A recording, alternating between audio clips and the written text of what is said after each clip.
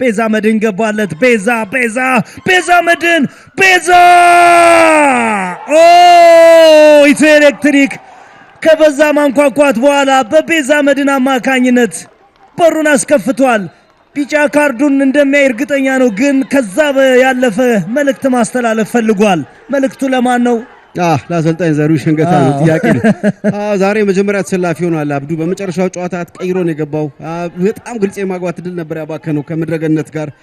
ዛሬ ብዙ ኳሊቲ ጥራት ያለው ድል በተለይ ከመጀመሪያዎቹ 10 ደቂቃዎች በኋላ ላልፈጠረው ኤሌክትሪክ በትክክለኛው ሰዓት ጎል ያስቆጠረ ይመስላል። እንዴት አይነት ግሩም ኳስ ነው! በዛብህ ሀብታሙ ኳሱን በሚገባ ጫና ፈጥሮ ነው የቀማው። ሀብታሙ አቤል የመጨረሻው ኳስ በጣም ድንቅ ነው። አሁንም ምኞት የመጨረሻው መከላከል ጥያቄ የሚያስነሳ ነው። አብዱ በደንብ ጠንከር ብሎ ኳሱን ብሎክ ለማድረግ ቤዛ ኳሱን ይዞት እንዳይገባ ማድረግ አልቻለም። ተመልከት እንዴት አይነት ድፍረት ነው! ምኞት አሁንም ዛሬ ተከላካይ ክፍል ያልተለመዱ አይነት ስስነት ታይቶበታል። ቤዛ ፖይቴ ቢወጣም በቀላል ነው ጎሉን ያስቆጠረው። ተመልከት የመጨረሻ አቤል ፓስ በጣም ድንቅ ነው። ጥሩ ትግል ነው ያደረገው። መጨረሻ ቦታ ተመልክቶ ግሩም ጎል ነው ያስቆጠረው። 1-0 ፋሲል ብልጫ እየወሰደ ያለበት ሰዓት ላይ ኤሌክትሪክ የጨዋታው አንደኛው ሰዓት መቃረቢያ ላይ ጎል አስቆጥሯል። አጥቂ ቀንሰዋል። ኢዮብ ገብረ ማርያም ሁለተኛ ጎል። ኢዮብ አሸናፊ ጥሩነህ የውድድር ዘመን የመጀመሪያ ጎሉን አስቆጥሯል። ቀሪ 7 ደቂቃዎች ለኢትዮ ኤሌክትሪክ ከጫና ነፃ የሚሆኑባቸው። ኢዮብ ገብረ ማርያም ትልቁን ስራ ሰርቷል። ሞይስ ፓውቴ ኳሱን ወደዛ ወደ አሸናፊ ጥሩነህ ወደሚመቸው ቦታ ሐሰን ሁሴን በቀጣይ ጨዋታ እንደሚመለስ ሲያውቀው ፊቱ ላይ ፈገግታ አለ። በኢትዮ ኤሌክትሪክ በኩል የተለየ የደስታ አገላለጽ። ባለፈው ሳምንት 2 ጎል፣ ዛሬ በድጋሚ 2 ጎል። ፋሲል ከነማ የመከላከል ጥንካሬውም እየከዳው ነው። በደንብ አሁን 3-2 ናቸው። አብዱ ግራ ላይ የለም፣ ወደፊት አብዱላዚዝ ሊያጠቃ ሄዷል። ምኞት ይህን ኳስ ብሎክ ማድረግ አልቻለም። ኢዮብ ቆንጆ ኳስ ነበር የመታው። አብዱ የመጨረሻውን ኳስ ፖይቴ ካዳነ በኋላ የሚያድነው ተጫዋች አልነበረም። ሌላ አሸናፊ በጥሩ ሁኔታ ነው። አሸናፊ ባያስቆጥረው አቤል ነበር። ዛሬ ፋሲል በመጨረሻው ጨዋታ 2:45 2 ጎል፣ ዛሬም 2 ጎል። መከላከሉ በደንብ ካለፉት መጀመሪያው ሲዝን በጣም ተዳክሟል። አብዱ ኪሩቤል ዳኜ በጫና ውስጥ ሆኖ ሙከራ አድርጎ ነበር።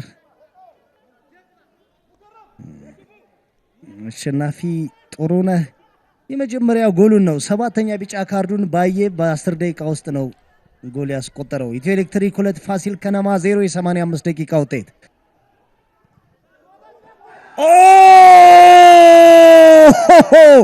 ሙከረም ረሺድ ምን አይነት ጎል ነው በዚህ ሳምንት እየተቆጠረ ያለው ከዚህ ሜዳ።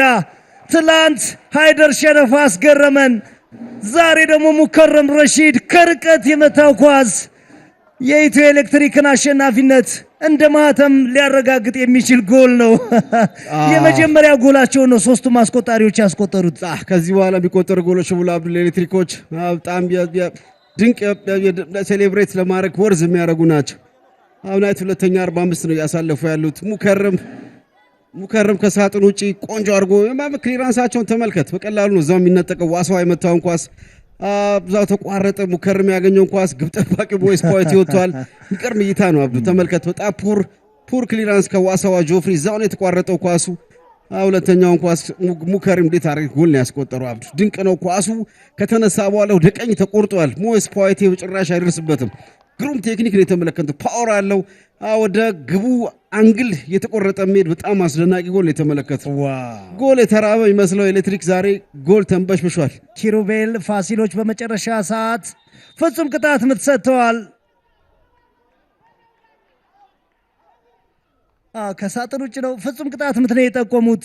ፍቅሩ ለገሰ የመጨረሻ ሰከንድ አጋጣሚ ነው። ፍጹም ቅጣት ምት ምን እንደተፈጠረ ማየት አለብን። በትክክል በረከት በእጁ ነክቷል ወይ? ኪሩቤል ልክ ነው። አቤል እጄን አጥፌያለሁ እያለ ነው። እጅ ሲታጠፍ እንዲህ እንዳልሆነ ግን ቪዲዮውን አይቶ ማረጋገጥ አለበት። ቢያንስ የምሳሌ በጸጋ መቀበል አለበት። ጥሩ ጊዜ ነው ያላቸው አብዱ። ይህን ጨዋታ አሸንፎ ጎል ተቆጥሮ አሸንፎ መውጣት